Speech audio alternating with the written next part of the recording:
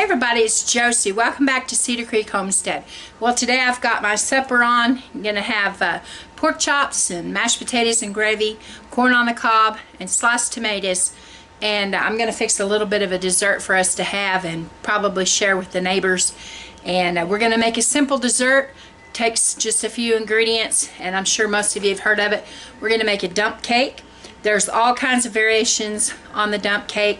The very first one that I ever had was when I was in junior high, and my home economics teacher, I was a teacher's aide for her, and she was baking one of those, and it smelled so good. And when I tasted it, I thought she was a genius. I had never tasted anything so good. And of course the one I had was the very first dump cake I had ever heard of was pineapples and cherries. And the kids, Cheyenne and Blade, neither one are real crazy about pineapple. I think they both like fresh pineapple, but the original recipe called for cherry pie filling and pineapples and a yellow cake with butter on top. And today I'm going to use, instead of a can of cherry pie filling and a can of pineapple, I'm going to use 2 cans of cherry pie filling. But there's all kinds of dump cake recipes out there, all kinds of variations. It's a really easy and quick way to get a dessert on your table if you have unexpected guests, or you just want to make a little bit of a treat for your family that doesn't cost a whole lot of money. So I'll get the camera turned around and let's get this put together. Okay, we're going to use a 9x13 pan, and we're just simply going to start by putting the pie filling in there. And let me get a spatula. We're going to use cherry pie filling today, but you can use any pie filling. Caramel or apple pie filling is good with a spice cake or yellow cake or any a white cake. You can use cherries like I'm using today, and use a chocolate cake. You can use blueberry pie filling. You can use blackberry. Peach pie filling is delicious as a dump cake. Like I said, there's all kinds of variations. So the very first thing that you're going to do is simply put your cherry pie filling in the bottom of a 9x13 pan. And just get that all smoothed out. Doesn't have to be perfect.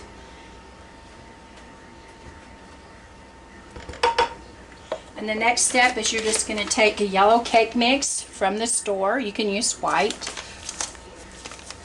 or any other variation, if whatever combination it is you think sounds good, and you can try it. And you just sprinkle it on there, and you try to do it as even as you can. Now, you know, within reason, you may get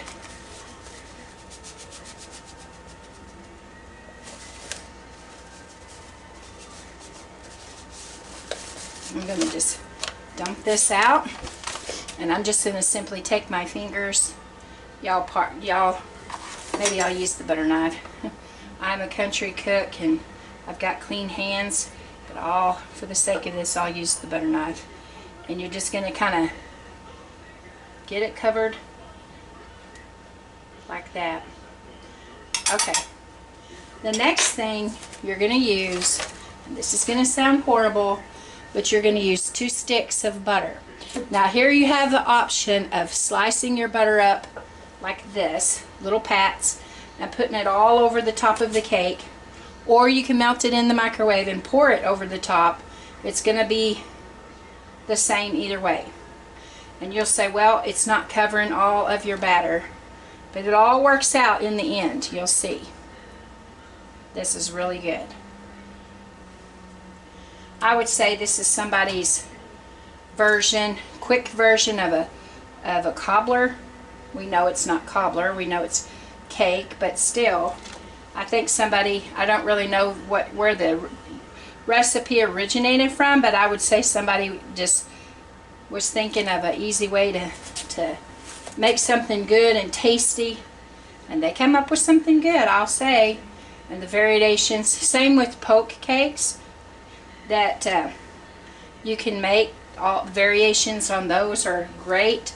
The very first poke cake I ever remember having was when I was a little girl back in the 70s, and my mom made one, and she used red and green Jello at Christmas time and made the holes in the cake and poured the Jello in. And of course, being little children, you were really impressed with what Mama was able to do. And so there you have it. Now, I'm going to put this in the oven, and I'm going to bake it at 350 degrees for about 40 minutes. And then we'll check it, and it should be done. And we'll be able to take it out and enjoy an evening snack. You can have it just like that. And you're probably thinking, with all that pie filling and the cake and the butter, that's bad enough. But I have seen people put ice cream on it as well. That's up to you. But I'm going to get this in the oven, and it'll bake for 40 minutes, and then we'll be able to enjoy it after supper. So here's what it looks like. And it comes out looking just like a cobbler. This one's cherry. It's really hot, so I got to be careful. And I haven't had my supper yet.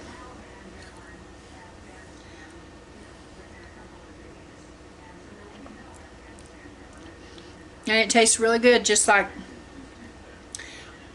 it has that cobbler taste, even though it was real simple with cake mix and with the pie filling and the butter.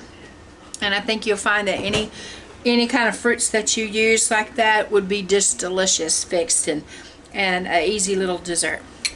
So until next time, guys, this is Josie with Cedar Creek Homestead. I love y'all, I really do. And until next time, we're gone.